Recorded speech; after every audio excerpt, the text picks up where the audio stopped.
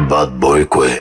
Вдигай! Здравейте, YouTube, аз съм Валко и днес ще снимам новото си видео. Може да съм малко заспал, защото вчера бях пиян. И ей тук, горе, ще излезе снимка. Вечер след пиянството ми. Че днес ще говорим за лъжите на Емил Конрад. Той има някой клип, който казва, че не пи, а пък същото време много пи. Повече от мене дори. Емил Конрад е едно лъжливо копеле, което наби популярност с лъжите си. Но лично ме дразни това. Извинете, ако малко ви изглеждам скучен, ама просто ми идея много.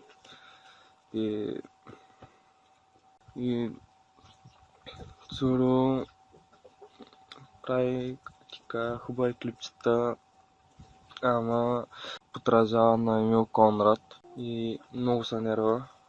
Емил Конрад ме дразни много, адски много. Искам да поздравя един приятел. Казва се Гошо. Много добър човек е.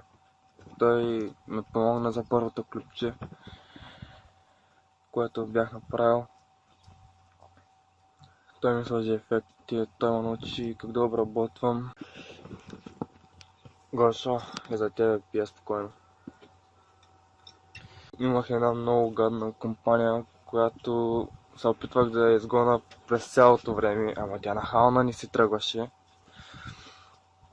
Пишете долу в коментарите, ако клипчето ви е харесал, абонирайте се, харесайте и споделете.